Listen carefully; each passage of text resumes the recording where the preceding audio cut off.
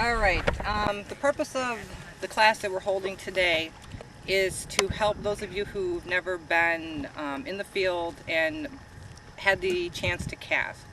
This is going to give you tips and tricks and hopefully give you the proper methods. Okay? If you have any questions, stop me and feel free to ask. First of all, you come upon a track. You're walking along, you see there's a track in the forest floor or whatever, and you decide you want to cast it. It's a good track, toes, heel, full impression of a foot. Personally, me, I don't care if it's a half track, one toe, or 5. Cast the tracks that you come across. If you feel it's important to you enough to photograph it, cast it if you can. First thing I do is I find a stick big enough to mark the area of where it's at. You don't put it right on top of it, you can put it close, but put in a stick to mark where it's at. That way if you do this, you can leave and do other things and know still where you're at. If you have GPS devices, mark the position of the track. But don't skip this part, because just because you put it in GPS, it's not going to automatically give you the exact position. You can get in the area with a GPS coordinate, but you may step on it while you're trying to find it again. I have seen that happen. I bought this tape at Home Depot. About $1. It's good to have. Okay, you decide you want to cast the track. Come back and you look at it. First thing I do is I inspect for dermal ridges. Dermal ridges being the thing that's on your hands and your feet. If you look at your hands, the palm of your hands and the bottoms of your feet, dermal ridges are basically your fingerprints. And those prints are unique to every person. The same falls true for your feet as well as your hands.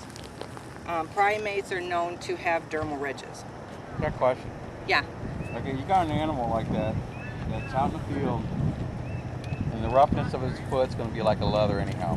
Yeah. Okay, in order for him to, for the toughness and stuff. Yeah. Dermal ridges still going to go through that, show up, even though because his foot's got to be more like a dog's foot or a bear's foot. I don't know. I mean, it's open to interpretation, because there are people who say that they've captured it. I know that dermal ridges have been captured in primate tracks like gorillas and chimps and things like that. I mean, it's possible. Really it all boils down to the soil consistency itself. I found that the finer the substrate is, substrate being soil, the easier it is to capture dermal ridges. Well, it's like, that handprint had dermal ridges on it, the one I got out of Adams County, okay, which I think was a chimpanzee or something that someone had as a pet out there, because I know, because, it's known for exotic animal trade. But I'm just wondering, like on a foot, you think that, because it's out, in the terrain and stuff like that, it would just be so calloused, Well, my question is, if something's still callous and stuff like that, is it still going to show? You think it'll still show dermal ridges? Well, it'll show the calluses and the cracks and stuff. Yeah, well, that's what I mean. You think it still would? I mean, at least you'll get the flexion ridges. Yeah.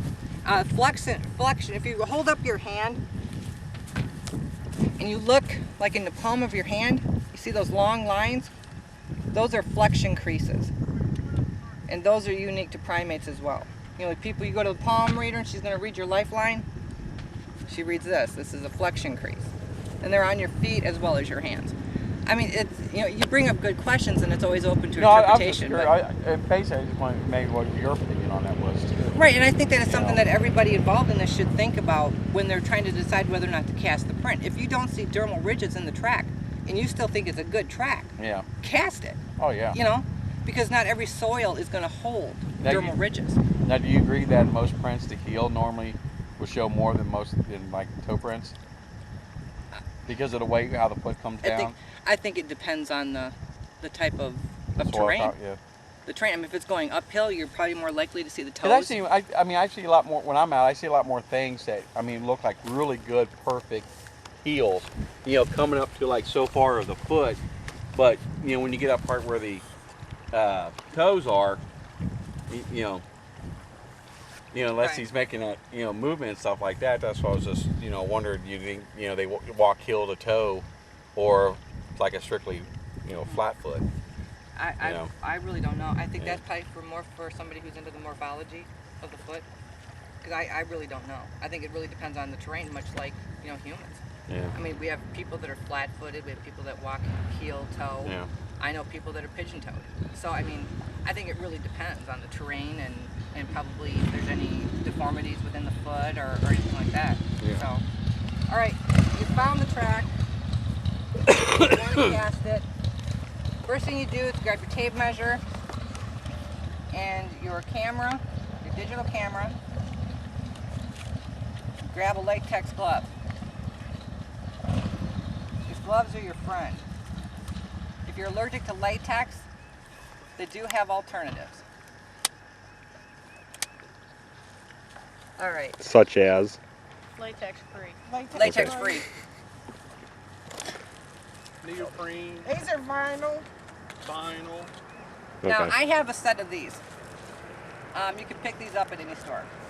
They're more for hospital use, but I use these to pick stuff out of the track area. It's easier to get to it. You don't have to reach in with your finger. It's an easier way to pull out the stuff in it. Now the first thing, huh? Aren't they forceps? Is that what they're called? No. Those are tweezers. Oh, Those are no. not tweezers. Surgical tweezers? Yeah. First thing you want to do, you got your tape measure. I like this kind because it can stop it at a certain point.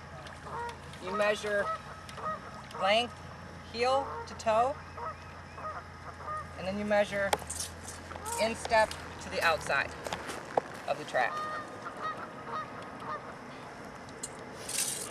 Now this is the one thing, as far as photographs are, with the way photographs are taken, that's probably, I think, one of the more important things. Doing an above shot of a track is going to get you the least detail. And if the sun is behind you, you're not going to be able to see it very well. When you're doing shots, I go front like this, and sometimes if it's a really good track, I'll get even lower. Because then you have the